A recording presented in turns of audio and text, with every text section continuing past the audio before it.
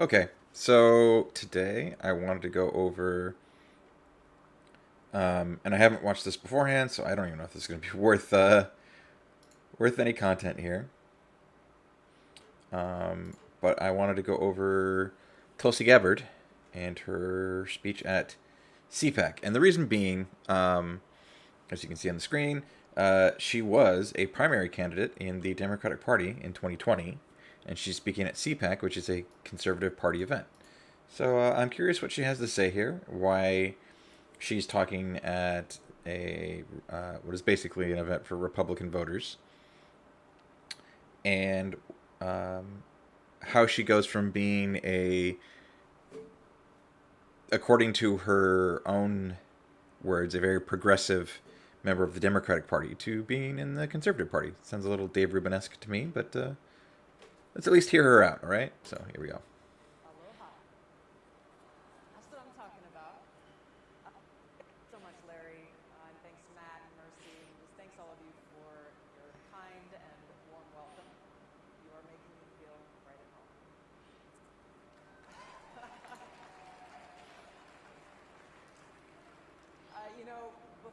Before I get started, I just wanted to ask if we could just, for a moment, to talk about Ukraine and what is going on there. Um, I had never been to Eastern Europe until I actually went on my R&R leave for my first deployment in Iraq. Instead of going back to Hawaii, I chose to go to Eastern Europe. I went to Poland, visited Auschwitz, visited the ghettos in Warsaw, and then I went to Ukraine. And I made some wonderful friends there. People who I became closer to as the years went on, and like so many people who are stuck in Ukraine right now. Many of them are stuck in Kiev, others are trying to make their way to the border with Poland, afraid, worried for their loved ones, their husbands unable to leave, and it's heartbreaking. It's heartbreaking to see this tragedy play out. So I just wanted to ask if we could just pause for a moment of silence and send our prayers for their safety. Okay, I actually wanted it because I came across something earlier today. Poland Prime Minister on Ukraine refugees.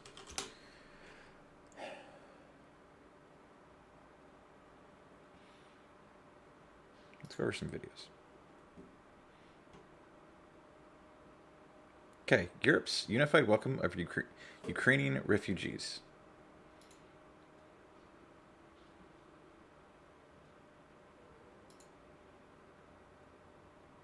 To Russia, but the vast majority are moving west. So scenes such as these, women and children greeted by Good Samaritans, offering up their homes and food. These images are a contrast to the idea of the rise of nationalism in parts of Europe and to how other refugees, such as those from Syria, were treated. Joining us now with her perspective, Leah Zamor. She is from NYU Center on International Cooperation. Leah, thank you so much for your time. You just published an article highlighting what you are calling the double standard of refugees. Okay, this isn't exactly what I was looking for, and I don't want to get into it because this is tangentially related. It's only related to what she just talked about. But yeah, so basically, all of Europe is welcoming the Ukrainian refugees with open arms. They're waiving typical procedures to let them into the country. They're talking about giving them employment for up to 3 years, finding them housing, taking care of them. And while this is all very good stuff, I'm glad they're doing it. What this absolutely does is it highlights a double standard, right? So how long ago were refugees running from Syria? Oh, that's right, they still are. How long ago were refugees running from Afghanistan? Oh, that's right, they still are. How long ago were refugees running from Iraq? Right? And what's the European, oops, it would help if I could spell it right. European reaction to Middle Eastern refugees.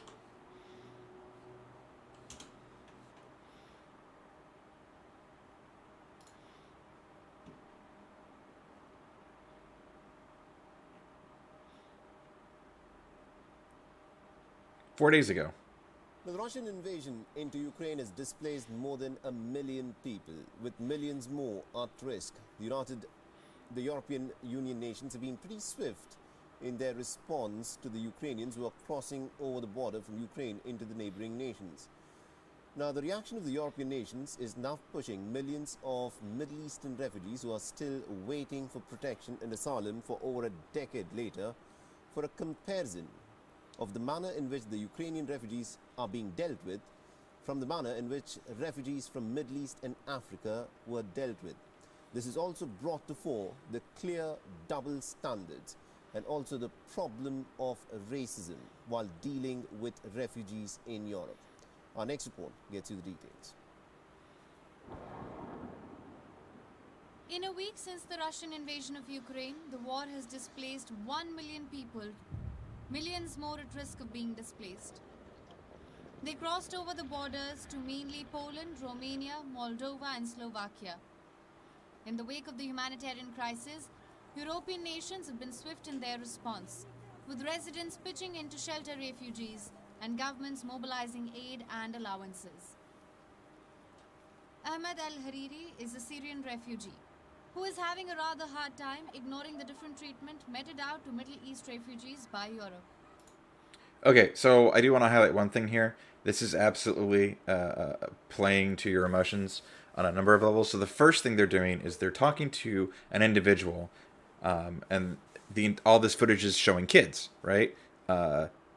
That's them trying to get you to be sympathetic to this to these groups of peoples.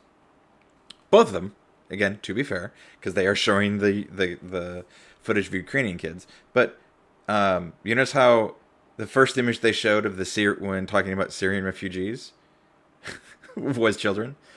Secondly, they're telling you the story. So they just threw a bunch of stats at you down here, and they just talked in general about the Ukrainian refugees.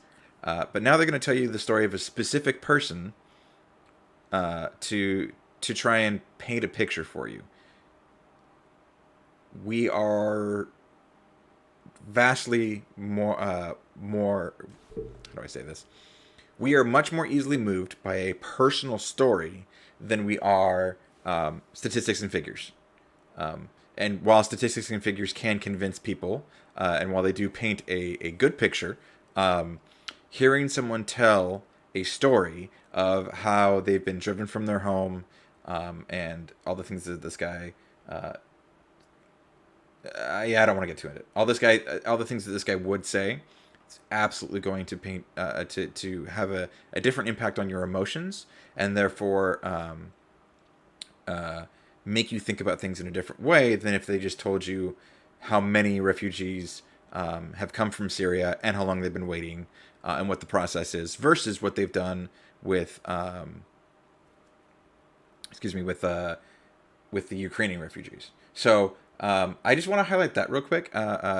It's not that because people haven't been dismissive of the Syrian refugees, right? We've acknowledged that they fled their country in a civil war. We acknowledge that they've been displaced, and we acknowledge that they need help. But how long has that been going on?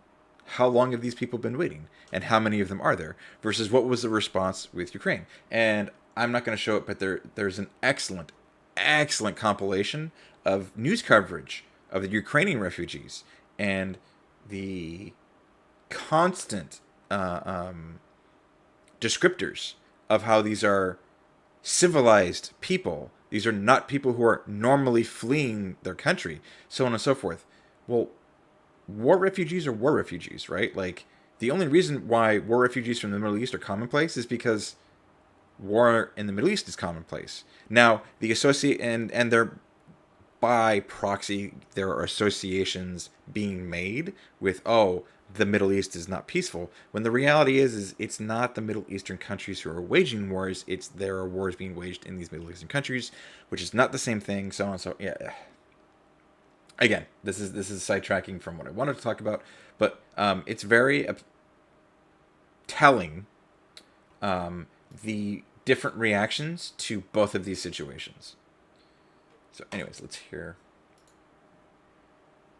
what she says.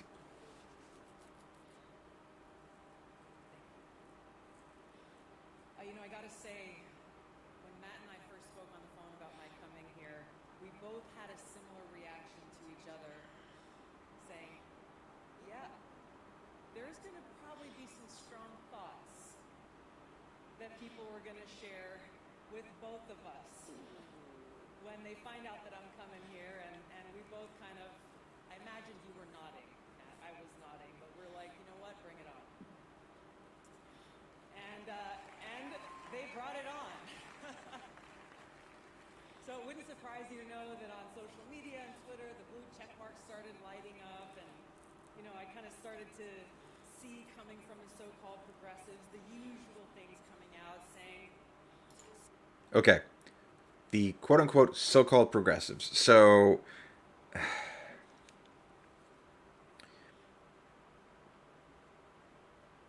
Tulsi has spent years painting herself as the progressive candidate. Despite the fact that she's not for single payer, despite the fact that she wasn't for pulling out of Afghanistan, despite the fact that she's not against raising taxes on the wealthy, all the things that you would associate with a quote-unquote progressive politician, Tulsi either paid lip service to or just straight up doesn't endorse. So it's interesting that she's using the phrase so-called progressives, right? Because progressive is a view on politics, not a acceptance of quote-unquote wokeness or, a lot of these other associations that they try and make with these words. And this is one of the major issues I have with labels, right? Is, first of all, a label doesn't tell you very much about a person. There are a lot of connections that a label will bring with it that don't necessarily apply, right? So if you hear someone is a conservative, there's a lot of assumptions that you make, that they're against raising taxes, that they're religious, that they're pro-life. So I was going to say pro-abortion, and I was like, wait, that's not the right one. Pro-life, that they're pro-military, so on and so forth, right? Now, can someone be conservative and not agree with one of those stances, or not have one of those stances? Yes, absolutely. It's even possible that they're conservative and they have none of those stances, right? So, is it possible that they label themselves a conservative and they don't actually agree with any conservative thoughts? Again, yes, entirely possible. And this is why I hate labels. Let's also turn to the fact that labels are used or labels can be used in a derogatory manner, right? So-called progressives, right? So this is now saying, oh, progressives, people who call themselves progressives aren't actually progressive. They just call themselves progressive.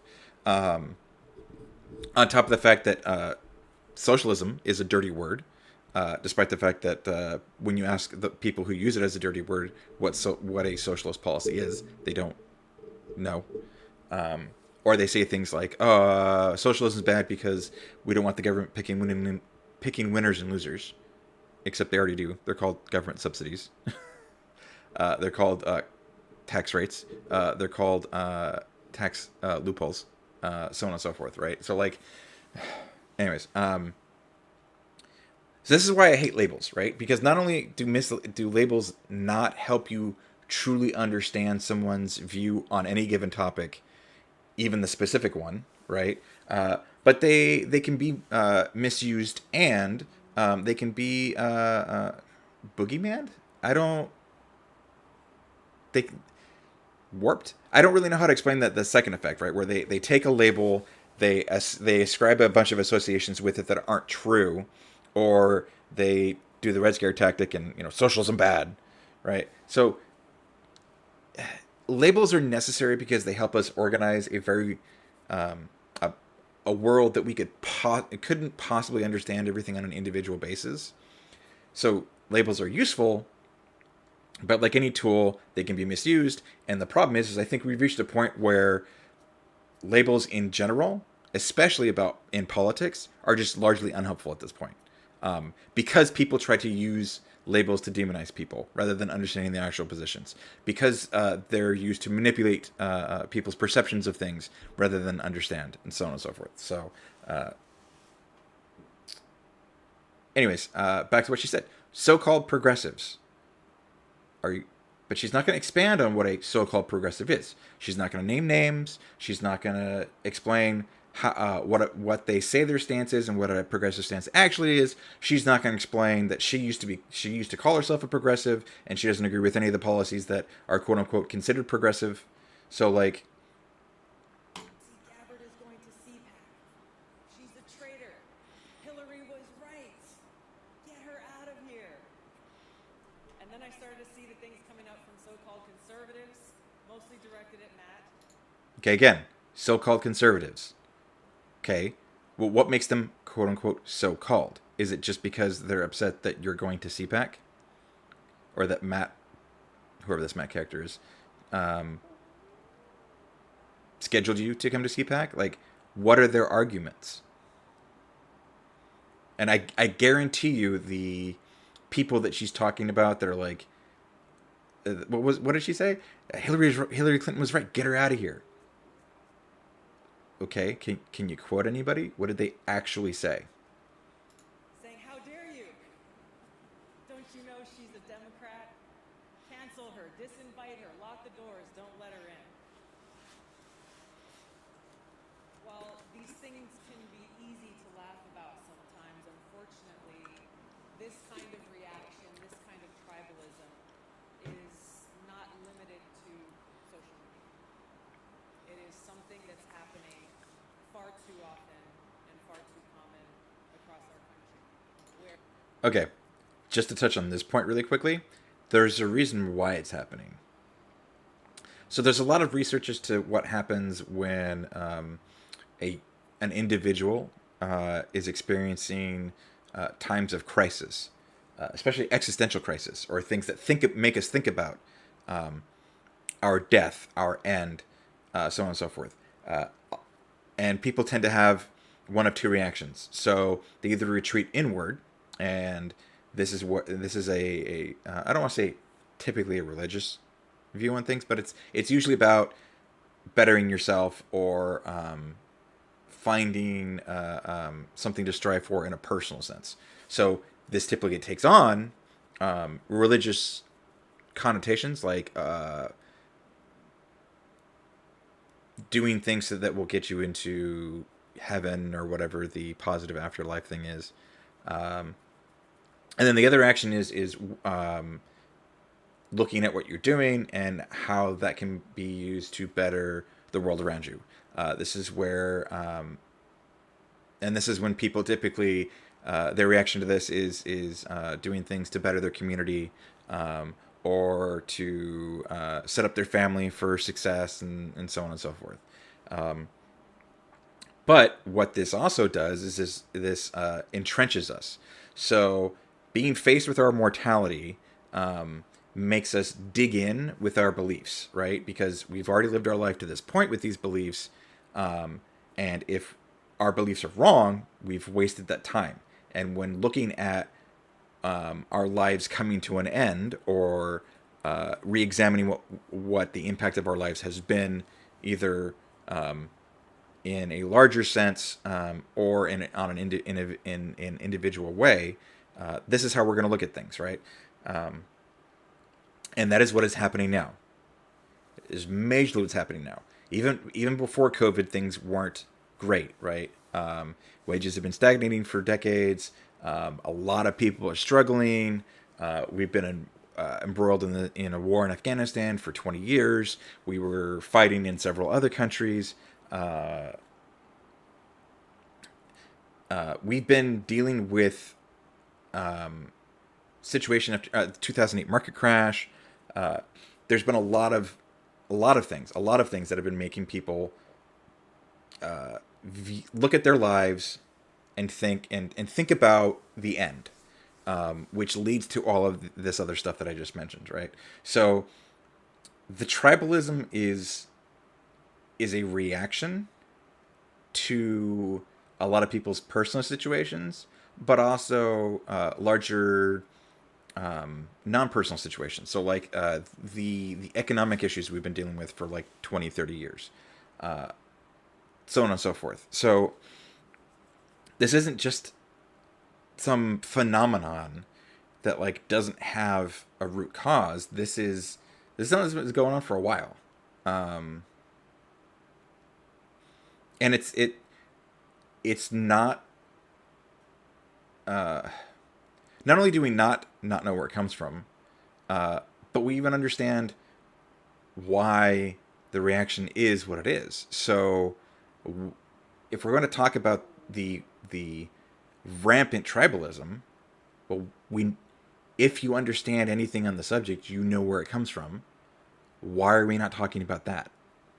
Where one section of our country sticks to our own tribe. We only hang out with, listen to, and talk to people who we agree with. And we turn our backs and reject anyone who is not part of that tribe. But this kind of tribalism is dangerous, and it's emblematic of an erosion of a spiritual foundation in this country. No, it's not. I just explained where it comes from. And obviously she can't hear me, but this is not true. It is not an erosion of a spiritual foundation of the country. It is a standard reaction to people who are either repeatedly or prolongedly looking at what they consider not necessarily an existential crisis, but things that make them think about what purpose their life has and what they're leaving behind. It's emblematic of this lack of recognition that we are all God's children, that we are one nation under God, and knowing that inspires us. It inspires us to look within and find that fundamental respect and care we should have for one another. And so when I came out here, I said aloha because this is what aloha really means. Everyone's heard the word aloha. Most people think it means hello and goodbye, but there's a reason why we greet each other with aloha, and it's because of the deeper meaning there where it says, I recognize that we are all children of God, and I come to you with respect, and I come to you with this heartfelt love, that no matter where we come from, the color of our skin, our religion, or even our politics, we respect each other in that spirit of aloha. It's interesting that she's saying that, because I don't want to say that aloha is not a recognition of respect, or because that's very understandable that it could be. But first of all, the native Hawaiians weren't Christian until the missionaries came over, and they resisted the conversion, and a lot of Hawaiians died. So, like, that strikes me as troublesome, that she's bringing up a native Hawaiian word and attaching a lot of quote unquote Western associations with it to try and win over an audience here. I respect what she's saying as far as the whole we should be respectful of each other, but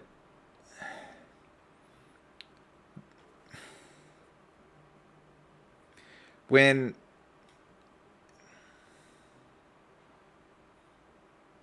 so like the dichotomy between what conservatives say about liberals and what liberals say about conservatives doesn't seem to be equal, in my opinion. So, like, what's the worst thing that liberals say about conservatives? Oh, they're stupid. Oh, they just don't understand the things that they're talking about, right? What are the worst things that conservatives say about liberals? They want to destroy the country. They want to burn everything down. They want to brainwash your children. They want to rob you of your rights. These are not parallel concerns with an opposing view, right? Like, is it respectful to think that that a conservative is stupid? No, I wouldn't call that respectful. But I don't think it's on par with thinking that a liberal wants to destroy the country that you and them live in as it currently exists for some vague, amorphous thing that these people can't really define. Because why would anyone do that? Why would you burn the current system down? Why would you destroy things, the current structure? oh, to create a new one. Okay, well, and what's the new one they want to create? Oh, they want to bring in communism. Okay, what's communism? Well, when the government does things, or when the government controls things. But that's not what communism is. Or worse, they'll say they want to implement socialism, and it's like, but we already have socialism. What do you think Social Security is? What do you think the military is? What do you think firefighters are? What do you think public roads like? I don't see these as like an equal comparison. But yeah, I'm really bothered by the fact that she's like trying to, well, whatever. She's Hawaiian. She can do whatever she wants with her own culture, or she can wield her culture for whatever justifications she wants. I don't care. Is actually what is at the heart of our Declaration of Independence. It is what is the foundation of our Constitution. We say we hold these truths to be self-evident, that all men are created equal, that they are... But that's not how the founders actually viewed them. They had slaves, which means they were hypocrites. So, like, I don't... endowed by their creator with certain inalienable rights, that among these are life, liberty, and the pursuit of happiness. Okay, wait. Freedom, This is lip service. This is absolutely lip service to this, right? Again, research can tell you what are conditions that are conducive to these three principles: life, liberty, and the pursuit of happiness. And the key one here being the pursuit of happiness. So, life is really easy to guarantee in our modern world, as is liberty, right? There are laws codified across the globe that guarantee liberty. The pursuit of happiness is really the difficult proposition for a government to present to its people. But we know what conditions we can provide to citizens that allow for that pursuit, right? This is what, in my opinion, progressives push for: strong social safety nets,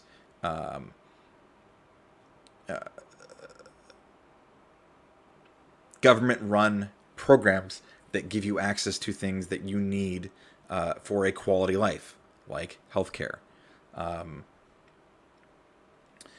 Taxation rates that redistribute excessive wealth from small pools of individuals to larger groups, so that we can have more, so we can have stronger communities, richer communities, right? So that, like, I hate when people bring this up because it feels disingenuous. Like, if you are not trying to create systems that encourage these things, then you don't actually believe that. You just, and I don't want to say think they do, because I shouldn't say that. Okay, I should take that back. If you believe that, then when presented with research and information that shows you this is how we achieve it for the greatest number of people, you should buy in. If you don't, if your overriding concern is things like personal responsibility, if your overriding concern is things like moral hazards, then you don't believe in life, liberty, and the pursuit of happiness. You believe in personal responsibility. You believe in moral hazards. These two things, what is it? Cognitive dissonance. You cannot hold these two things, or you cannot believe in these two things at the same time, because they are incongruent with each other. comes from God, not from any other person, not from anyone in government. Our freedom comes from God, and to recognize others as children of God is to appreciate that we belong to God and no one else. So naturally, therefore, no one has the right to take away that intrinsic freedom which God has given us. This is utter bullshit. Complete bullshit. I'm sorry. Especially if you're a politician. If you are anyone who deals with any sort of law enactment, enforcement, legislation, anything in that regard, you do not believe in pure freedom. You do not believe in natural freedom. If you did, you would not be part of any system that deals with laws. Period. End of story. Every single law that exists in every single society is a restriction on freedoms. Restriction on individual freedoms, to be more specific. And we do this because we believe that these restrictions on individual freedoms pay out in a greater benefit to the rest of the group, despite the loss of individual freedoms. And I will use this example to death. You can drink and you can drive. These are individual choices that you are allowed to make. Even then, those have restrictions, right? But you cannot drink and drive. You are not allowed to make a choice to do two things that you can do legally without needing consent beyond the normal age restrictions. Because we've agreed as a society that this choice that you as an individual would make puts too many people at risk. Puts too many people at too great a risk. This is a law across the board. I don't think any country that has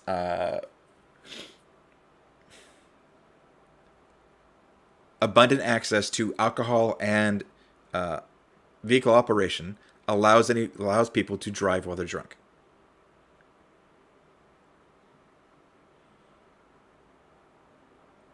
And and this is not contested as a left versus right stance, right?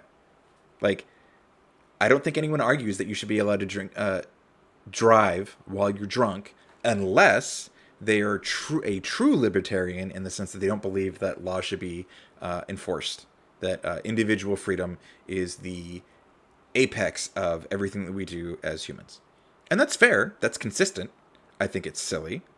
But at least it's consistent with that viewpoint that individual freedom is the most important thing. Okay, I understand your logic. I understand your reason. I don't agree, but I get where you're coming from. But that isn't how these people see things, right? I guarantee you, if you ask Tulsi Gabbard, do you believe that we should remove, or that we should strike all drunk driving laws from the books? You just said natural freedoms, that God gave us, that all of our freedoms originate from God. Therefore, no one should be able to take those freedoms from you. God gave us the freedom to drink. God gave us the freedom to drive, because according to the way these people view this stuff, everything originates from God, which includes our invention of alcohol and vehicles. So then, do you believe that you should be allowed to drive drunk? Do you believe that there should be an age restriction on drinking? Do you believe that there should be an age restriction on driving? Do you believe that you should have to pass a test to get a driver's license? I hate this. This is the foundation of the social construct of the United States of America. This is what is at the foundation of our Constitution. I'm Are we all just gonna keep going. tonight about the First Amendment, about free speech, about the Bill of Rights. Our First Amendment, as you well know, says Congress shall make no law respecting an establishment of religion or prohibiting the free exercise thereof or abridging the freedom of speech or of the press, or the right of the people peaceably to assemble and to petition the government for redress of grievances. This foundation of freedom is what makes us who we are as Americans. This foundation of freedom, for me, is deeply ingrained in who I am, both as a soldier and as an American. That oath that I took. Okay, wait. I was trying to think of how to respond to that freedom point, and I don't want to keep pausing on this. This foundation of freedom is what makes us as Americans. No, it doesn't. There are plenty of other countries that have an equal amount of freedom that we, as America. Some have more.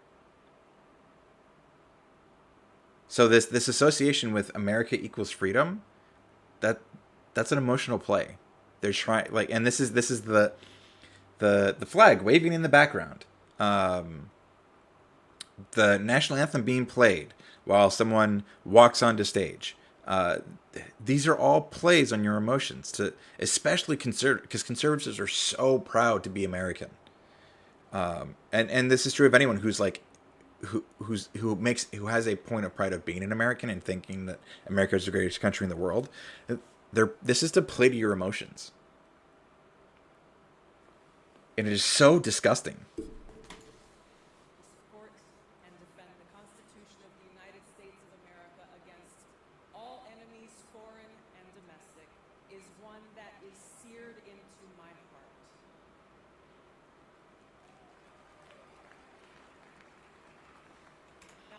Okay, she's at CPAC. CPAC is a conservative meet. I don't want to say meeting. CPAC is going to draw on conservative voters to come to it, right?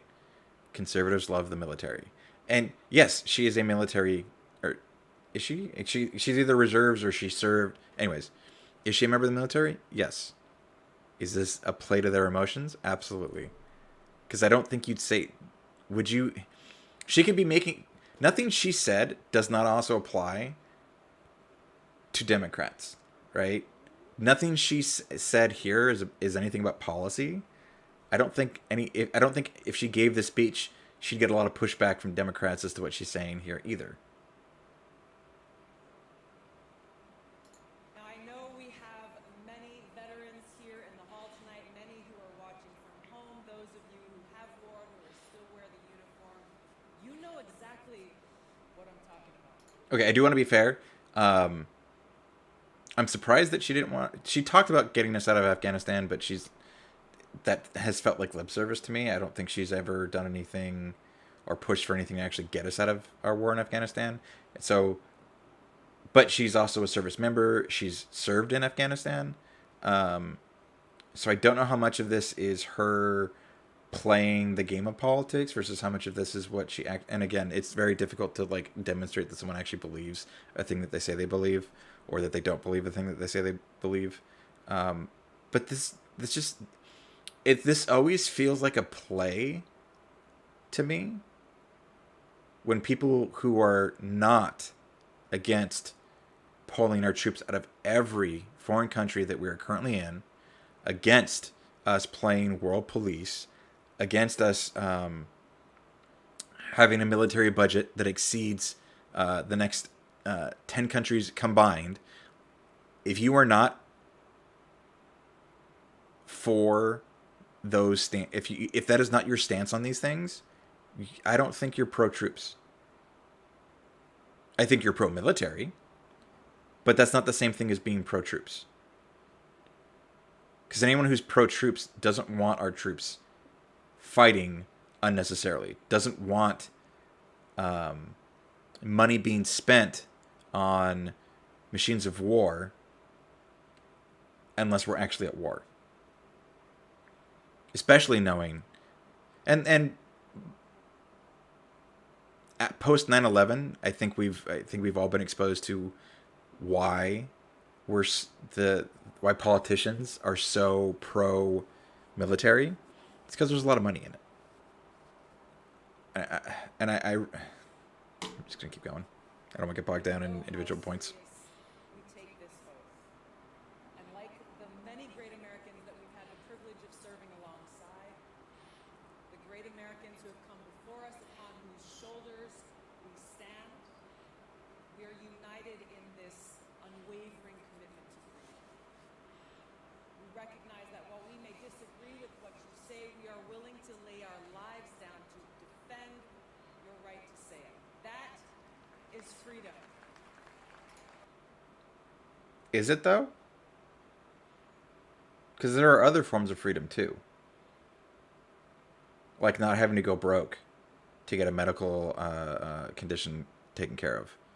Or not having to go 6 figures in debt to get a piece of paper so that you can get a job that pays you a sustainable wage.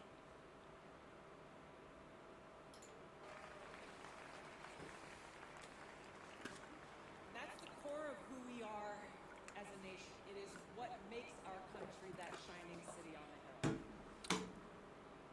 but it's not. This is just not true. Now, we think this is the case. We as Americans take pride in being the country of freedom. But just because we were the first country to do this doesn't mean that we've done it the best. We're also not the shining city on the hill. We're the richest country in the world, sure.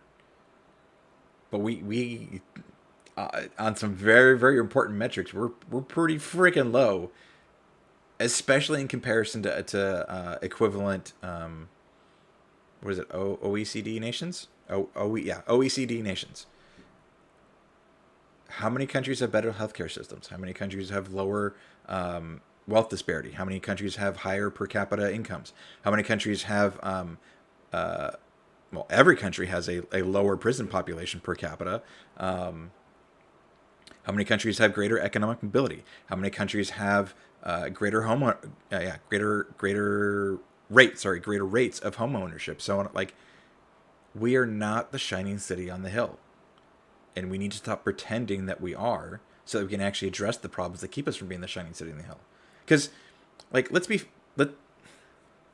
we could be the greatest country in the world. We have the resources to be. We have the largest economy in terms of GDP compared to every other country in the world, by a lot. We have the resources. And because of that, that means we have a huge amount of ability for taxation, and taxes are supposed to be used to create things for the citizenry. We could have the greatest education system in the world. We have the resources for it. We could have the greatest infrastructure in the world. We have the resources for it. We could have the greatest public transportation systems, the best trained police forces, we have the resources. It's just, where are we choosing to commit them? And this is the fundamental problem with the left versus right argument, is it's not about thinking that America sucks. It's not about thinking that America is a terrible country. It is, we have the potential to be, as she says, the shining city on the hill. We have the potential to be the greatest country in the world in every respect, because we have the greatest amount of resources at our disposal. We are just choosing, because of the politicians either willingly engaging in corporate capture, or just not understanding the things that they vote on as far as like what the repercussions are, or just not being educated on the research. So like the fact that we do not put education as a top priority on a national level. Like, we all agree educating our children is a high priority, if not the most important thing. And yet, anytime there's budget cuts on any level, federal, state, municipal, what's one of the first things that gets cut? Education funding. School funding. Why is that? So yeah. So as long as we're committed to this foundation of freedom that's enshrined in our Constitution, our Bill of Rights, we can recognize our differences and work together based on that common goal. No, that's not what... The recognition of freedom established in the Constitution and the Bill of Rights is not what would give us the greatest ability to find common ground. It's understanding what our priorities should be. And that's actually very difficult to do, though. I'm blanking on his name right now. He wrote a book about it, though. He did some interesting research, and he... Basically, the major difference between conservatives and liberals as far as politics go is the prioritization of different values. Dang it, I might have to look. I couldn't even look it up because I can't even think of like. All I remember was that there were 4 values, and liberals highly value like 2 things, whereas conservatives value like all 4 of them. Dang it, yeah, I really wish I could remember either the guy's name or what the values were. But like that's where the disagreement is liberals have a focus on two very specific values, and it's a high focus on these two values, which is why the views of which is why there's so much conflict between these two sides of the political aisle, is because conservatives are saying no.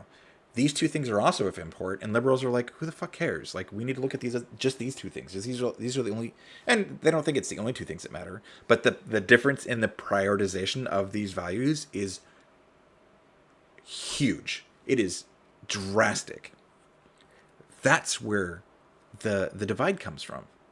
We do not prioritize the same values, and that doesn't make one side right and the other side wrong. Because it's about understanding why the other side prioritizes what the values that they hold, and I don't think anything said. So the problem is the expression of these tend to come out in really, really bad ways, and a lot of this has to do with the political games that politicians play. Demonizing one side's views on a specific policy or topic, and then coming up with quippy talking points because that's how we work. It's really, and this is why Russian disinformation has been so effective, and this is why retractions are almost pointless, and this is why I don't like covering breaking news. I think that's a terrible idea. I don't think you can call anything news until you have all of the information. And I think reporting on any event without all of the relevant information is toxic. I think that's why we are where we are. But like, because if you talk to an actual Republican voter and you talk to them on the subject that they, any subject, right? They're actually far, most of them, because I shouldn't say all, because there are outliers on both sides, right? But most people in either political party are actually significantly closer to each other's views on these things than the political pundits would have you believe, right? Tucker Carlson talks about progressives like they want to literally dismantle the country because they think white people are evil, and they want to hand it over to the Native Americans and tax white people at like 100% and give all that money to black people. And that's not how most of them look at this. Like, is there someone on the left who thinks that way? Yeah, but that's like saying that everyone on the right thinks like Richard Spencer, right? Like the fact that they're able to use these outliers to then paint the picture that this is how everybody on that side thinks. This is absolute insanity. And to be fair, I don't think it's the responsibility of either side to point to those people going, no, those people are too crazy. They don't believe what we believe. I don't think that's a responsibility. I think it's very easy to talk to somebody about, hey, this is what I think we should do about this thing, and come at it from a reasonable perspective, right? So if I think higher taxes is a way to address some of our problems, that doesn't mean that I think 100% taxation is the solution, right? And especially because I'm not a researcher, I'm not a tax person, this isn't what I do with all of my time, I'm not going to be able to give you an exact number. So the expectation shouldn't be, oh, if you think higher taxes is a solution, then you think everybody should get taxed at 50%. No, right? I just, like, the intentional straw mans that we create of the opposing views, because it's easy to then point to that opposition and go, see, look, you're stupid. Like, that is how we bridge this divide. By looking at the other side and going, okay, they're not idiots. These people aren't crazy. They don't want the most extreme version of the other side of this view. And we can come to the table and discuss what we can agree is reasonable, right? And that's what a compromise is. Compromise is I give some, you give some. And that doesn't mean that, and I want to be clear about this, that doesn't mean that the center of every position is the correct position. But, like, the extremes of of most positions are not the correct position, and the middle ground, not the exact center, but the middle ground is easily something that we can agree. Yes, I'm willing to give so that we can meet here, because then I at least get some of what I want instead of none of what I want. Like anyone who says that, like, oh, this foundational thing that our country was founded on, this is what bridges the divide that we find ourselves on. No, compromise is what bridges the divide we find ourselves in. Understanding that the people that don't agree with our position don't have the most insane far end take of opposition that can possibly, like. Coming from that common foundation of freedom, we can overcome the great obstacles and challenges that we face. But if we are not committed to this freedom that is so clearly spelled out in the Bill of Rights, we are doomed to fail as a country. Unfortunately, We're doomed to fail because we're not committed to freedom? Also, what freedom? Freedom of assembly? Freedom of speech? Freedom of economic choice? too many Americans, including leaders in positions of great power in our country, who are not at all committed to upholding the Constitution. We have many Americans who don't even know what the Bill of Rights are. What part of the Constitution don't they want to uphold? Please be specific. See, okay. This is like one of the most frustrating things for me is the overgeneralization, the vagueness to the point of lacking any meaning. If we don't uphold the Constitution, well, wait, what part of the Constitution are we not upholding, Tulsi? What part of the Constitution do we need to uphold? How do we uphold it? They think free speech is something that should only be left to those who agree with them. Say, hey, if you know what, if your speech offends me or if it offends anyone, then you should not be allowed to say it. No. No. That's... Okay, this is a straw man. Who says this? If this is about tech companies banning accounts and restricting accounts, that's a tech company. Do you not believe in terms of service then? Do you not believe a company should have say over how or not do you believe that a company should not have say over who and who cannot use their product? Over what the rules of using their product have to be? This is dumb. And this is a reference to cancel culture too. Freedom of speech, yes, you're okay. There's a difference between being allowed to say your opinion and you're saying your opinion not having social consequences. If I went to a crowded mall, not that those exist anymore, but let's say I went to a crowded shopping center.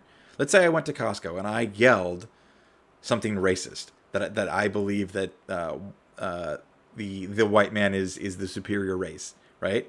No one's going to stop me from saying that. People are probably going to call me a shithead for saying it, but nobody's going to stop me from saying it. And these are not the same thing. Like, how do we enforce most social expectations? Through ostracization. We are social creatures. We need to be part of the group at large. We literally go insane when left on our own, right? That's why solitary confinement is considered a torture, because you will literally lose your mind. So you use that to drive behaviors. The group thinks this behavior is unacceptable. If you engage in this behavior, the group is going to exclude you. The last thing that anybody wants is to be excluded from the group, so then they're not going to engage in the behavior. Now, this doesn't necessarily change opinions, right? This is why the rise of racist views exploded after Trump said things that they felt were encouraging of their viewpoint on other cultures and other races, right? So, like, this...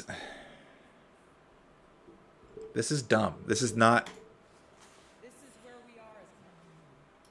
No, it's not where we are as a country. That's a straw man. Very, very few people actually believe that you should not be allowed to say whatever your opinion is.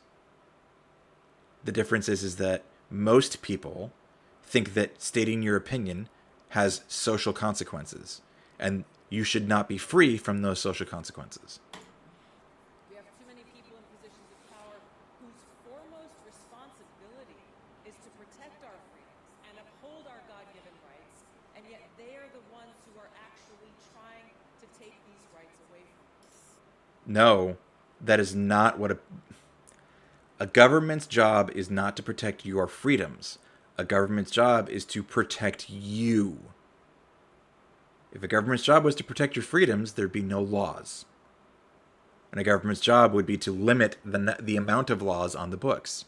That's not how this works. This is the biggest threat to our country. It is not coming from some foreign country. It is coming from power elite here at home and their co-conspirators in the mainstream media and the security state who are working to undermine our freedoms from within. Wow. Could you use more buzzwords, Tulsi? Also, be specific. Who are these people in positions of power? What policies are they enacting? And what rights are these policies taking away? Oh, you don't have an answer?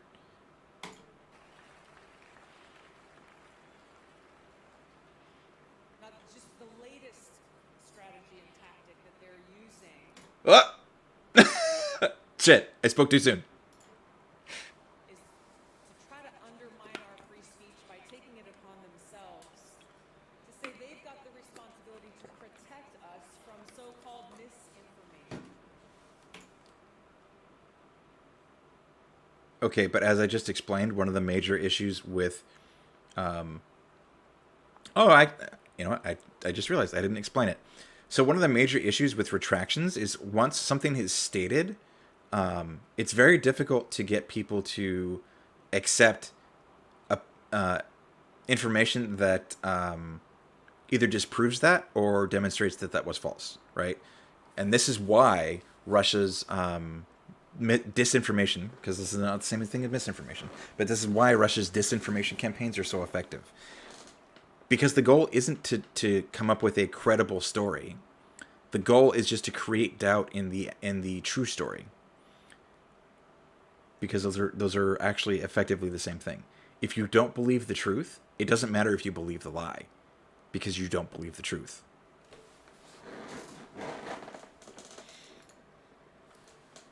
So basically they're saying that they're going to protect us from that which they claim is not true. Hold on. Because some of these things are demonstrably false. If I said the sky is green, you can prove that's not true. If I said only gay people get HIV, you can prove that's not true. If I said masks don't help stop the spread of COVID, you can prove that's not true. Now, does that mean that these tech companies ban people for saying things that are not demonstrably untrue? No, but again, are you against, like, they own the they own the platform. For a lot of companies, the platform is what the company does. Facebook, Twitter, Twitch. So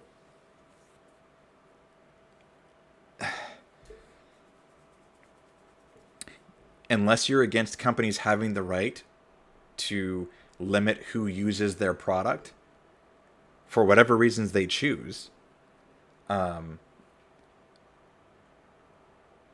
like this is incongruent with their views. I just The notion that we must just blindly accept and follow as truth that which the government or those in power tells us is true goes against the very essence of our Constitution and Bill of Rights.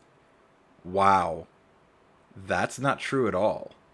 The Constitution and the Bill of Rights say nothing about the government needing, or okay, this is.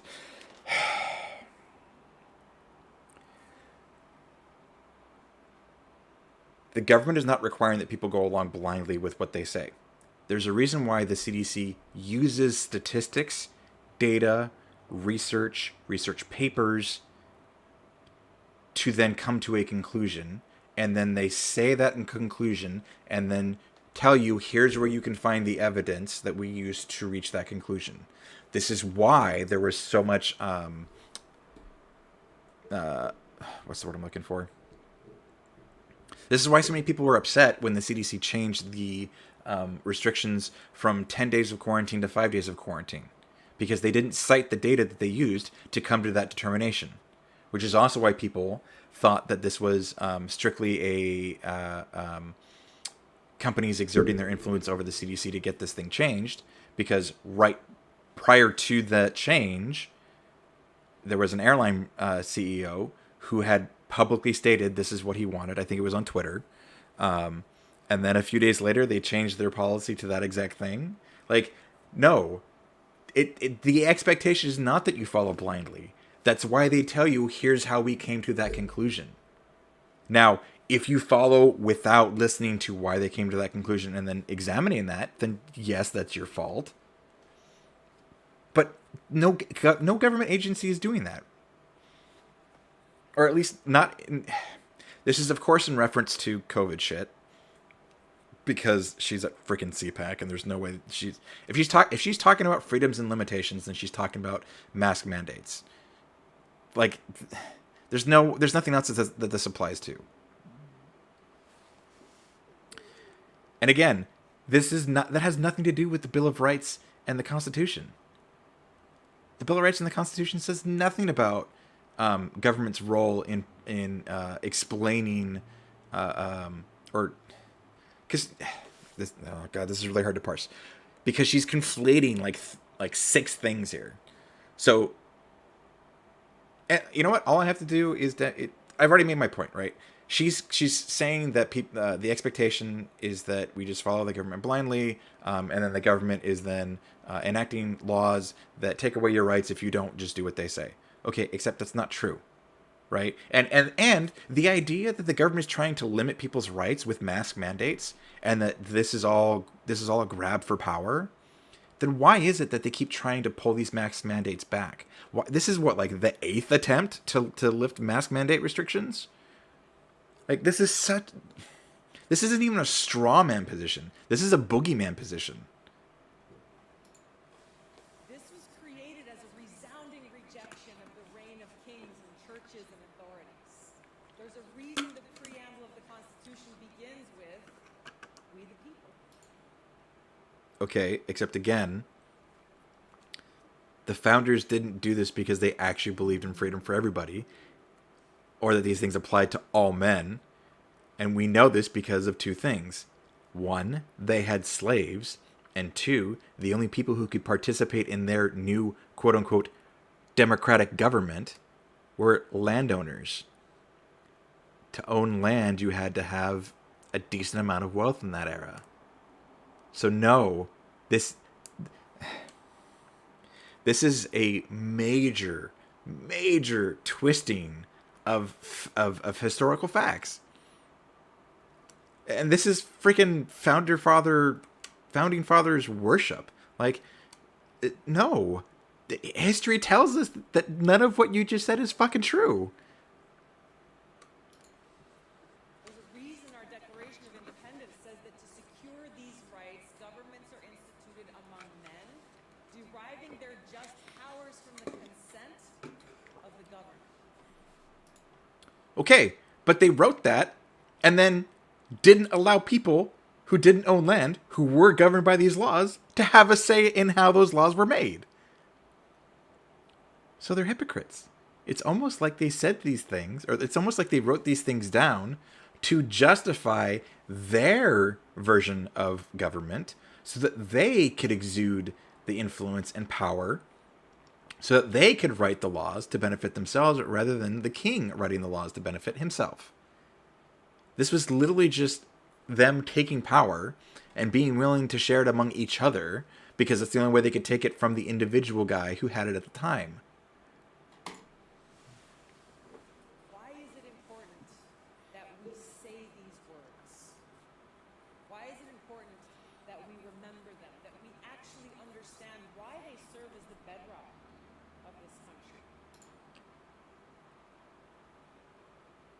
why is it important that we understand the historical context in which these things were written and how they were actually enacted and how what they said was actual bullshit? Because you can just look at historical records to show that they didn't actually believe these things because they had fucking slaves, and if you didn't own land, you couldn't vote. Like, this is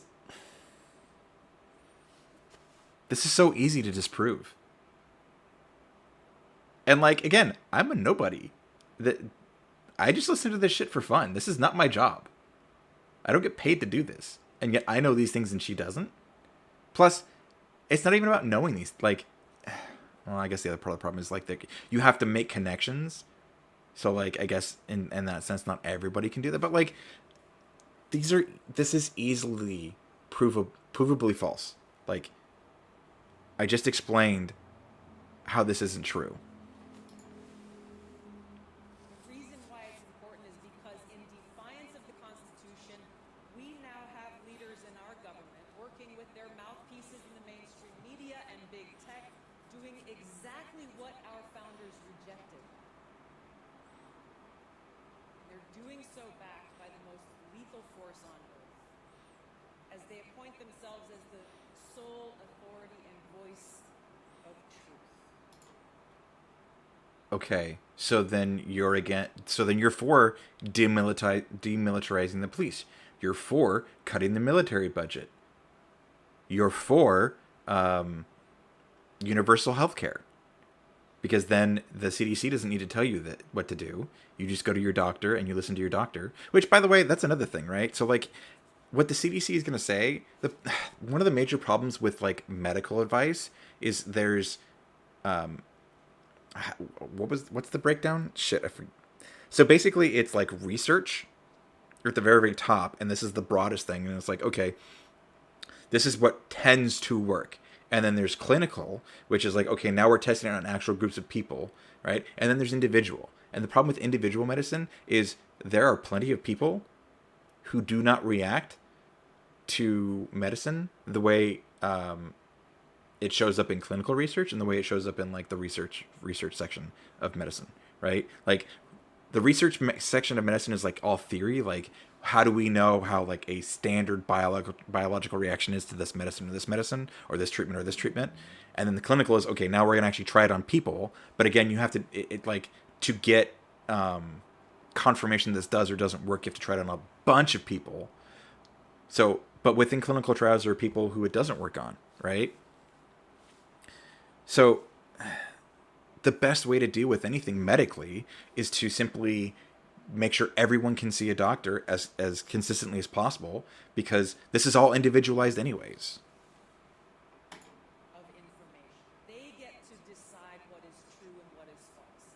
They get to decide what is information or misinformation. No, they don't.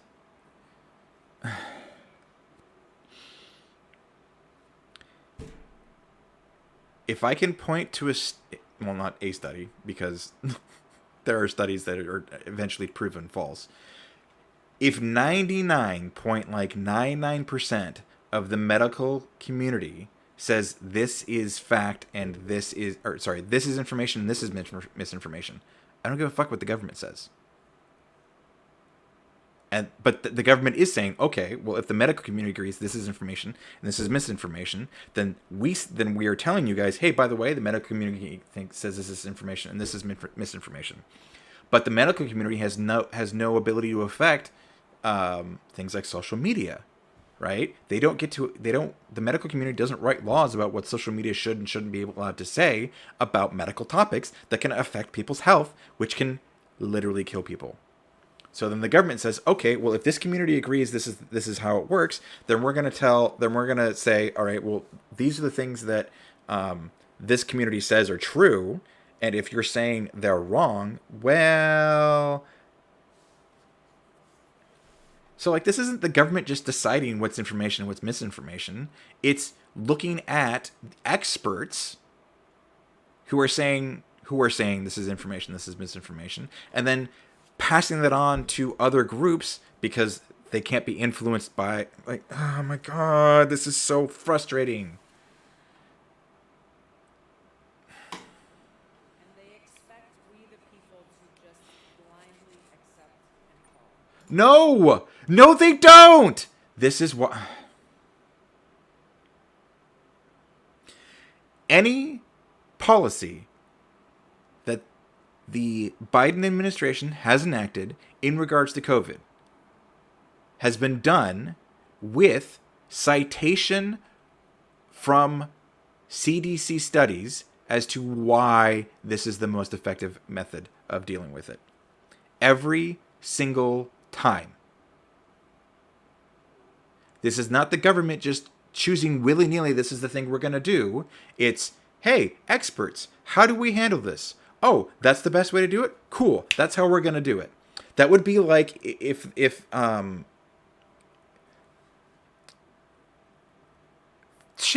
military, right? Does the government just decide this is what we're going to do with the troops? Or do they have generals, people who are supposed to be learned in military tactics and all the other shit that goes into that, right? Like, this is so fucking stupid. Like, I know I just said it's disrespectful to say someone's opinions on things are stupid, but like, this is intentionally stupid. This is intentionally stupid. And I genuinely hope that she is not this dumb, that she actually believes what she's saying, that she is just being manipulative with her language, because there is no way that she is a state fucking senator and does not understand this. And if she is, she should not be a state senator. It is in direct opposition to the Constitution that the power elite is actively suppressing voices, opinions, and information that they don't like.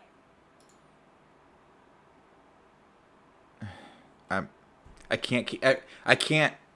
If I keep pausing every time she spews nonsense, I'm just never gonna get through this video. So, like, if I've already covered this, I'm just gonna keep going. That those who dare to even question the authority are accused of spreading misinformation and are therefore targeted and smeared, canceled, and silenced.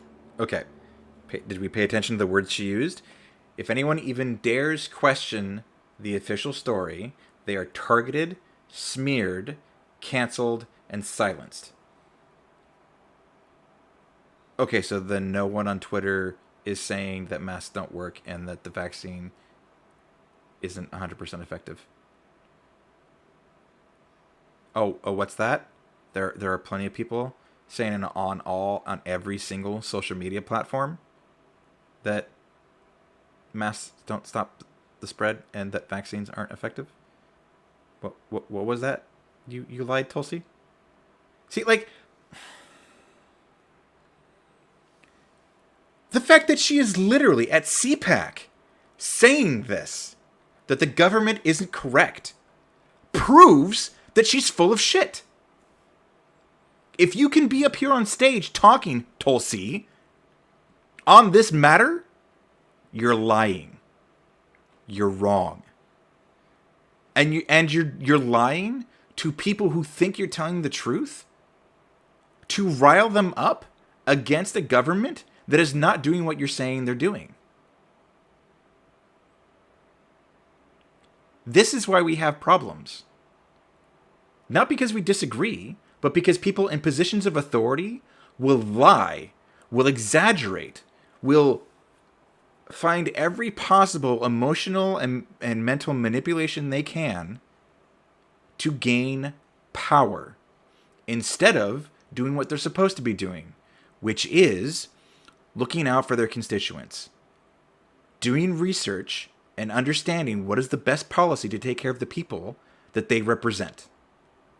You are the reason why we have this massive divide in the country, because you and the vast majority of people in your position don't care about the citizens they represent in the body of government that they have power in. They only care about maintaining the power that they have obtained by being in the position they're in. This is a fundamental failing of leadership. Because the goal of the point of authority is not to be in charge. The point of authority is to take care of those in your charge. And if you know where that is, bonus points. Or sorry, if you know where that comes from, that's bonus points. You are the problem. You shouldn't be up here on CPAC talking to conservatives about the government trying to control them. You should be up here at CPAC telling them what policy you believe best protects them from all the problems they face. And then telling them how you're going to get that policy passed. And you're also, the other part of your job is to explain to them why the policy you believe is what's supposed to be done is the correct policy. That is your job. But why is she not doing that? Because what she's currently doing, riling people up with lies and half-truths and ridiculous exaggerations, is way easier than actually getting shit done. Because to get shit done, she has to go to Congress and she has to convince 98 other people that the policy she wants enacted is the correct one. And I'm sorry, she doesn't have to convince 98, but she has to convince 50 plus other people that this is the correct way to handle a problem. Which one of those is easier? Also, if she gets people riled up like this, these are people, and then these people turn around and then vote for her, then what does she have to do to maintain her position of power? Well, this. She doesn't have to get legislation passed that actually helps her constituents. So again, why is she taking this approach? Is it because this is an easier way to maintain your position of authority? It's fucking... We've seen their playbook over and over again. Discredit and censor anyone who challenges them. Why? Because they know that their propaganda will not hold up to scrutiny. Again, the fact that anybody is allowed to say this at all demonstrates you're full of shit. And people have been saying these things on every social media platform since COVID started. Are some people banned? Yes. But now we're talking about TOS. Now we're talking about what private companies deem unacceptable to be used on their own platforms. If you want to talk about that, that's a separate story. The government is not censoring anybody. And if you want to talk about mainstream media coming down on people who don't agree with the narrative, well, then again, maybe we shouldn't have every news. What's the word I'm looking for? Maybe every news outlet. Jeez. Let's try this again. If your concern is over mainstream media dogpiling on people who don't agree with the narrative, maybe we should talk about the consolidation of every news outlet being controlled by 6 media companies. And only one of them having an opposing view to the rest of them. And that's globally, by the way. That is not within America. Globally, 6 countries control every news outlet. Outside of state-run medias, which is like the BBC and Russian media.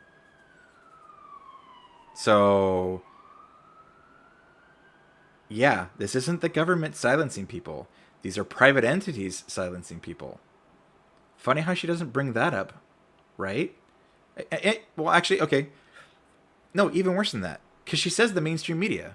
So wait, does CNN and MSNBC and ABC take their marching orders from government officials? Because if they do, then why did they talk so much shit on Trump? And if they do, then why is it that Fox praised Trump at every turn and shits on Biden at every opportunity? It's almost like what you're saying doesn't actually make sense when you examine it beyond the surface. It's almost like you're setting up a straw man. That rather than engage in debate on substance, or even answer very simple questions about their policies, they instead immediately resort to smears and name calling. I'm sure you've heard them all before. I certainly have. Like today. Tito's got his hand raised. Russian asset, white supremacist, bigot, racist, extremist. traitor. Okay, hold on. I'm actually going to break from what I've been saying this entire time. I agree with her on this. You cannot discredit someone's point by using personal attacks. The minute someone devolves into using personal attacks, you know they don't have a response to the point being made. So yes, if your policy stance is bad, people should be able to demonstrate through argument why your policy stance is bad.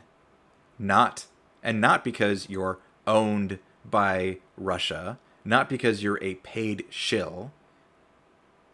Those are why you have this those may be reasons why you have the stance that you have, but you can demonstrate that the stance is bad by explaining why the stance is bad.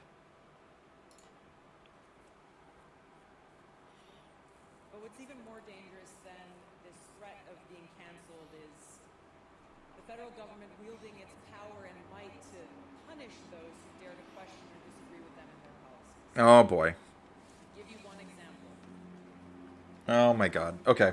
This ought to be good.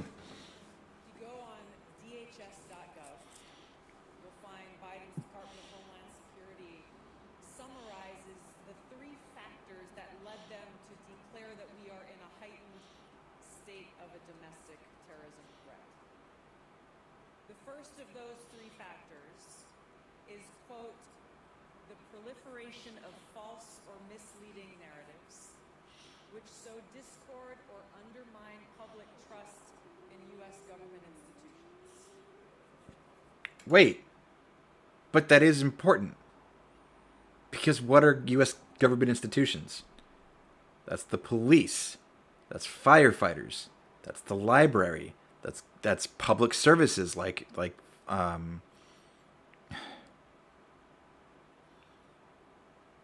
this is important.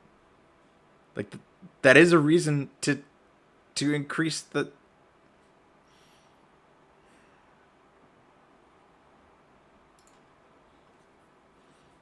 I want to read that again because it's important. I don't care. So discord. Number 1 factor. No. Wait. The most important factor, or just the first one listed? Replace the word U.S. government with the word church. We can see how those in power see themselves as the high priests in a secular theocracy. Oh my god. No. A government's job is to protect its citizens. If organizations within the country that government exists in are spreading information that is factually and demonstrably incorrect, which is then influencing the decisions people in that country are making, which put them at risk, that's probably reason for the government to take action against the information that is being spread. Again, demonstrably incorrect information. This is not, quote unquote, asking questions. Okay? And you can, if you want to argue that the CDC is a branch of the government and therefore has the government's interest in mind, then why is it that every group that is examining this pandemic comes to more or less the exact same conclusions? It's almost like the medical community is in almost unanimous agreement about what is and is not effective treatments and mitigation techniques, or whatever the. So this is dumb. This explains why they see those who disagree with them as heretics. Who said? It's not surprising that those who reject their leadership or views, these are the people who are targeted by Biden's Attorney General as domestic terrorists. Simply. No. Okay, this is about the parents at school board meetings. Which have there been resources dedicated to investigating people who have caused problems at school board meetings? Yes. Have the SBI has the FBI investigated some of these people? Yes. But that's because these people are the people who felt threatened by these individuals are considered government workers because they work for the public school, which means that technically they work for the government. An investigation does not mean... Like, this is... I shouldn't even have to explain this. Just because FBI resources have been used to investigate the possibility of whether someone's going to do harm to individuals that they have literally yelled and screamed and threatened in public, that doesn't mean that these people are being silenced. It doesn't mean that these people are being considered heretics to the secular theocracy. This is so fucking stupid. People felt threatened. The government, and like any employer, they have a responsibility to investigate whether the threat is credible or not. Want to know what the end result of most of these investigations have been? I'll give you a minute to guess. Did you guess that they didn't really find any credible threat to those people's, or any credible possibility that those people would be bodily harmed by the people they investigated? Yeah. That was the result of most of those investigations. For holding anti-authority views. Also, this is really dumb. How many people have been put in jail? How many people have been, quote unquote, silenced? Or sorry, how many of those people that were investigated have been thrown in jail? How many of those people that were investigated have been, quote unquote, silenced? And if they've been silenced, how did they do that? What were the methods that the government used to, quote unquote, silence these people? Basically, what they're telling us is you are an enemy of the state if you dare to oppose or even question the president, his administration, or his policies. Shut up, step back, fall in line, or we're coming after you. Oh, God. I'm not even going to bother. This is... This isn't some theory. This is reality. And this is a reality we're seeing. No, it's not. You're lying. This is so... Oh, my God. This is so... This is so stupid. I can't believe I even have to explain why this is dumb. If that was true, people would literally be in jail. Anyone who spoke out against the administration would be silenced. Tulsi would be escorted off of this fucking stage and thrown in jail if what she's saying is true. Guess who didn't get arrested after her talk at CPAC? This is like... This is not a police state. And the fact that you were trying to pretend it is incredibly disturbing. You have the autocratic leader in Canada. Oh, yeah. What did Trudeau do? Oh, that's right. He didn't do much of anything. But like, he wanted to use police to clear the streets of the protest. Or sorry, not even the streets. So they wanted to remove some of the trucks so that it was possible for emergency vehicles to use those roads to get to people, right? And then the other thing that they wanted to do was there was a protest at the bridge. Well, the bridge was the main thoroughfare through which traffic comes to America. That affects everybody in the country. Sorry, everybody in Canada. That is a major economic route. They're trying to clear a major economic route so that in the middle of a fucking pandemic in which there are already major economic repercussions, there weren't more. Does that make him an autocrat?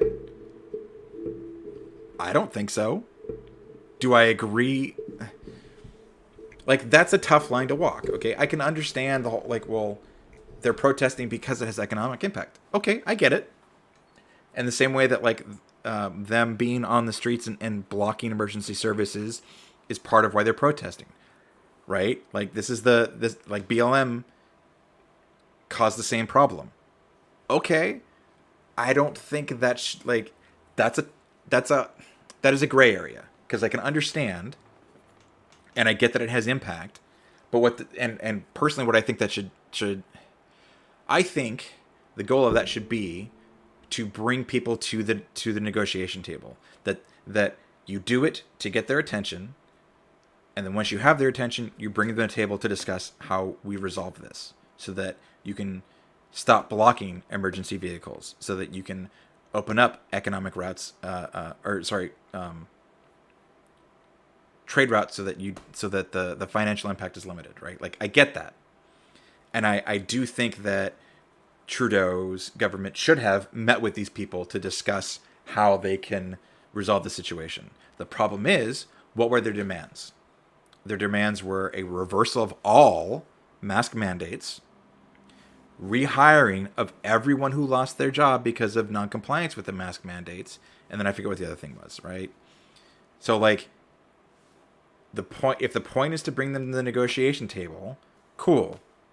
If your demands are unreasonable and you won't bend on them, then what's the fucking point of coming to the negotiation table? So what it boiled down to was they were willing to block this major trade route and to keep and to block these major roads in the middle of the capital, which prevented emergency vehicles from being able to reach people who needed their assistance. Otherwise, and the point of this was to have their demands met. Period. End of story. Not to negotiate, but to have their demands met. That's the problem with this. So I'm not in agreement with like the Trudeau administration's actions, but at the same time, it's not like I agree. I can't agree with the protesters' actions either. Because if you're not willing to negotiate, if it's either meet my demands or that's it, and I'm willing to put people in literal harm's way, financially and physically, well then, no, you're wrong too. Resorted to genuinely authoritarian and tyrannical means to suppress a peaceful mass protest against the power elite there. Oh my god. Oh my, Jesus Christ. I'm going to have fucking like 12 hours of content anytime I try and cover anything. Like, if I have to pause every 30 seconds to go over how stupid what they say is, it is not authoritarian and it is not tyrannical. An authoritarian tyrant would have had the police come and arrest every single person, thrown them in jail, and then thrown away the key. And that's not what they did. And the fact that she is painting it as this like extreme response, no. Also, he doesn't have to have an authoritarian and a tyrannical response for you to disagree with it. He can just have an unreasonable response. And I agree that was probably an unreasonable response. But look at the situation they put him in too. Like, both sides were being unreasonable. So, like, how do you...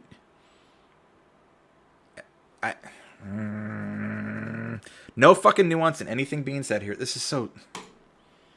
Everything that we see happening up north, everything from the execution of emergency powers to the freezing of bank accounts, the seizure of children from parents, the destruction of livelihoods and small businesses. Wow, she's just going to ramble. Oh my god, there's no nuance in any of this. Okay, the execution of emergency powers, it was an emergency. They were blocking a major trade route. And they were also blocking major cities in the fucking capital. It's kind of an emergency. The freezing of assets. The concern was that the protesters were being financed by foreign money. If there was a protest in D.C. that had financial ties to Russian financial institutions, would it be unreasonable to seize those assets? What if a protest was being funded by ISIS? in America, right? We jump all over that. So, like, you have to examine the specifics of what assets were frozen and why. The seizure of children? Well, that's because these people brought children to a protest. And my understanding is that some of the conditions were dangerous for the children.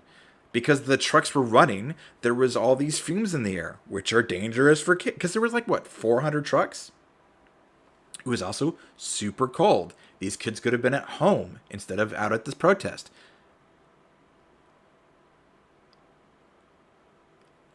And like sure, there's some arguments about bringing kids because both parents are there, and like some families can't afford to have someone watch the kids.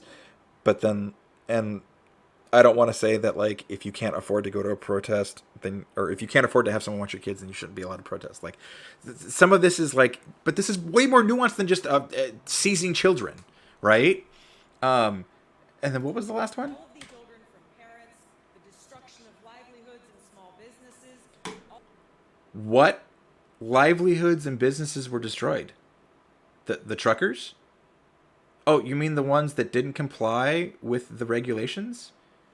Would we be concerned with a construction company not following OSHA guidelines being fined out of existence? Would we be concerned with a restaurant who didn't follow food safety procedures being fined out of existence? Would we be concerned with an airline who didn't follow those regulations being fined out of existence? Like, why were these livelihoods and businesses destroyed? Why were these children seized? Why were these assets frozen?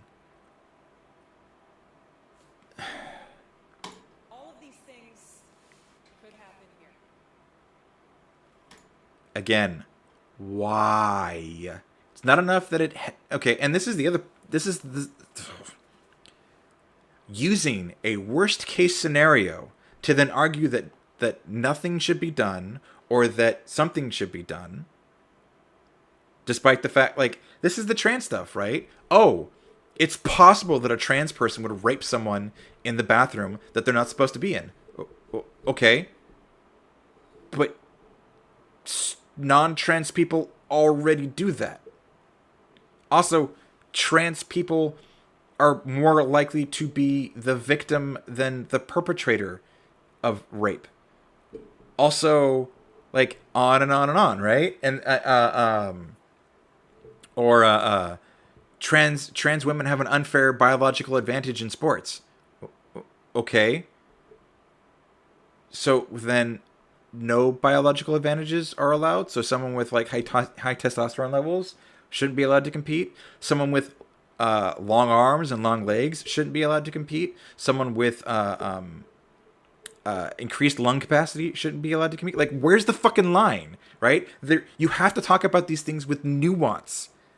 And you can't use a worst case scenario as justification for allowing or not allowing things. Like, this is so dumb. Yes, it is always possible for a worst case scenario.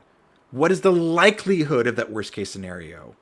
And what is the outcome of that worst case scenario? How far back are we willing to go with like causes? What effects are we looking to mitigate? This is not how we talk about problems. Or sorry, this is how we talk about problems. This is not how we should talk about problems. Nor is this how we should talk about solutions.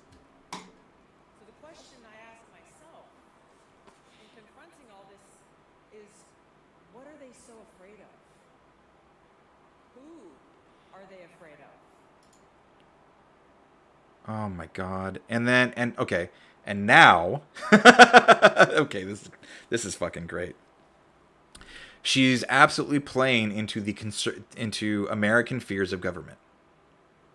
So Americans have a very unique relationship with their government. America is very distrustful of the of their governments, especially like compared to every other country in the world. Americans very much distrust their government, more so than anyone else, and we always have. And the argument is some of the some of the theories is, you know, because of the founding of the country and so on and so forth.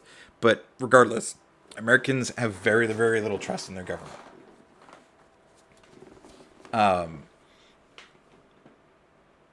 So she's totally playing into this, into the and conservatives, more so than liberals, feel that standing up to your government is patriotic, regardless of why you're standing up to your government.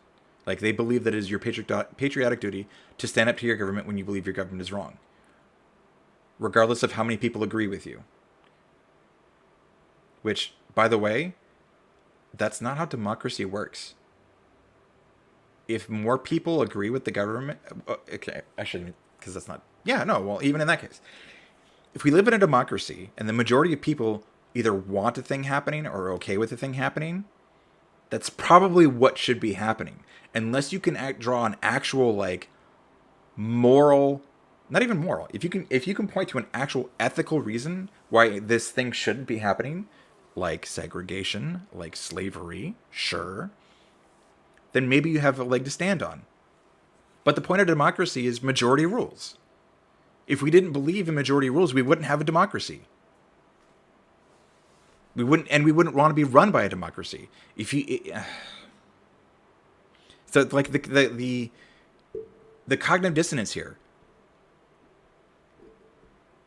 If the people in authority, or sorry, if we live in a democracy, that means the people who are in charge because most people want them in charge.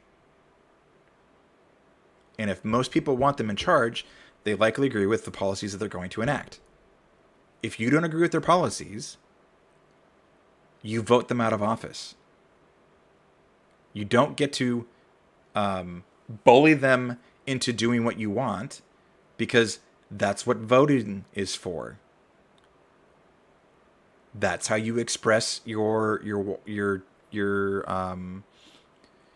political will.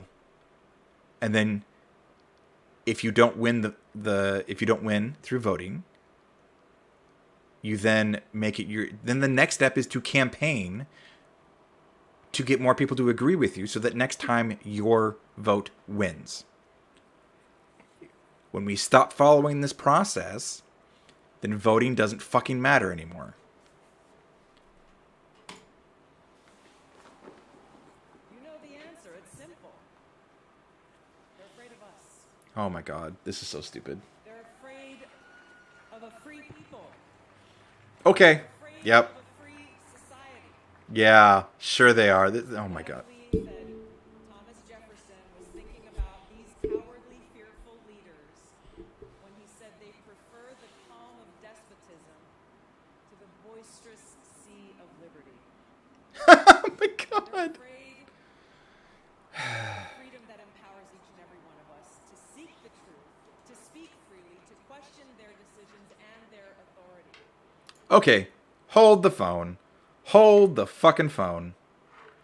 If they're talking about the Biden administration and them being authoritarian despots, why is it that Biden made a big deal about wanting to reach over the aisle and work with Republicans during his term? Why is it that he had meetings with Mitch McConnell and oh my god, what is and Kirsten Sinema and Joe Manchin about the Build Back Better deal? Pretty sure authoritarians and despots don't talk with people who disagree with them to try and get them to agree with them, or to find or to they don't negotiate, right? They just enact their will. Biden has executive orders. How many executive orders has he done that weren't to just reverse Trump's executive orders? Not a lot. As a matter of fact, a lot of progressives are complaining that he's not using that more. Like, and this word salad shit is just so fucking annoying. All you got to do is point to the guy and call him a tyrant, and then woo. No, what is he doing that's tyrannical? What is he doing that's silencing people? How is he being a despot? Like, you can't just say these things. Well, I mean, you can. But the fact that people fucking buy this shit is so frustrating. We're afraid of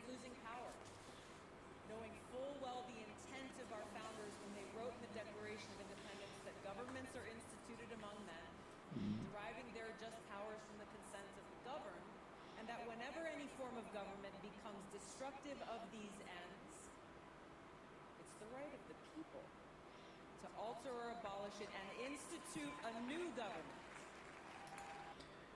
Notice how she's not being specific as to what it is that they're doing that is destructive.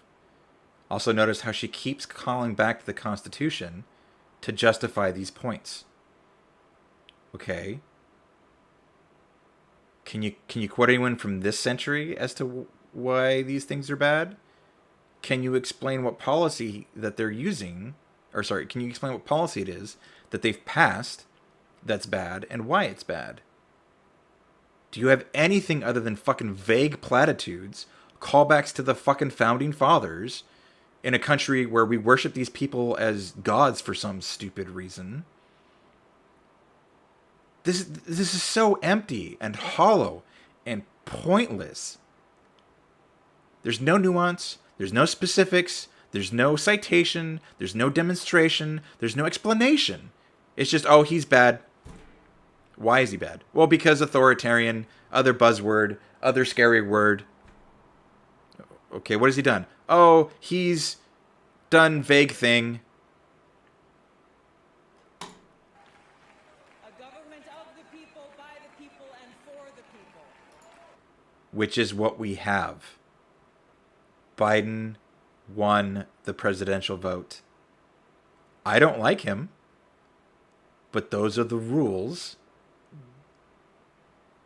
If you don't like the rules, you vote to change the rules, which is why I voted for Bernie Sanders.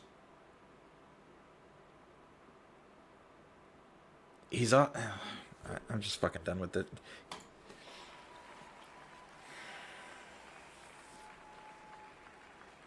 This is what scares them. This is what empowers us.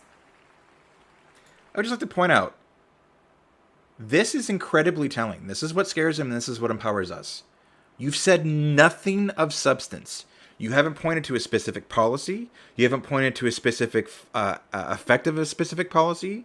You haven't pointed to a specific individual. You haven't even pointed to an organization. This is all vagaries. All of it. Every single thing she said for this entire speech is vagaries. Allusions to silencing people who are protesting. Allusions to taking away your rights. Allusions to censorship. Where are your numbers? How many people have been thrown in jail over saying certain of these things? How many people have been arrested for speaking out against this administration? How many people have been fined for spreading quote-unquote misinformation? What misinformation have they spread, and why is it considered misinformation by this administration? Nothing. Nothing. Hollow. Yes, this is what scares them. Because you can rile up 50% of the country with fucking nothing. Because you can galvanize half of the voter base in the entire country by telling them that their government is coming for them when it's not. When you don't have anything to point to show them that it is. When you're able to convince these people so thoroughly with provably false allegations. When all you do is use words that you know bring up fears in the people that you are talking to. And you do this under the guise of protecting them. This is disgusting. This is problematic. And yeah, this is your power. You have nothing of substance to give these people in policy. You have nothing of substance to give these people in action. You don't stand for anything that will help any of these people in this crowd. If you did, you'd be in Congress fighting for it.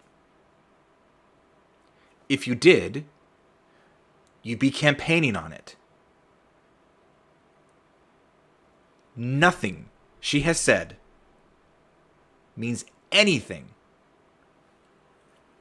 Everything she has said is about scaring these people into action. Turning the government into this big bad boogeyman by saying they're doing these things to take away your freedoms.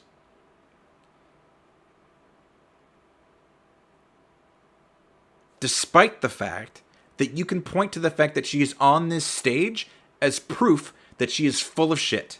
That nothing she said today, that nothing she has said on that stage is true. Literally. If anything she said on that stage was true, she would have been either yanked off that stage or she'd be in jail right now after saying those things. Did either of those things happen? I don't care what else she has to say. This is bullshit. I didn't think that Tulsi Gabbard was going to be able to say things to piss me off this much. This is utter insanity. I cannot believe that this is what passes for conservative policy. That people applaud and cheer this shit. This is so vapid. This is so empty. And it's lies. It's just pure lies. Now, I don't know whether she believes it or not, and I don't care. Because even if she does believe it, this isn't even what I don't do this professionally. I make no money off of this, which means I can only dedicate my own personal time to finding this stuff out. And I can demonstrate that she's lying. I can demonstrate that everything she said here is untrue. This is fucking disgusting. I cannot believe this is what American politics are. And to be clear, this is on both sides. Both sides fucking do this, and I fucking hate it. Sorry, yeah, I'm actually not... I know there's only like 8 minutes left, but first of all, I'm burning up because I can't run my AC, because otherwise you hear it in the background. But secondly, this has upset me to the point where like I need to go do something else. And she's not going to say anything of substance here, so this is actually kind of pointless. I've covered all the bullshit that she's using. I don't have the energy to point out the specific words anymore, or to even explain where she's wrong. Like, this is a waste of my time to keep going over this. I think I've covered the major points. I think I've pointed out the major flaws in her arguments. And the main point of what I'm doing with these things is I feel like I've exposed the rhetorical tricks and the manipulative language. So yeah, that's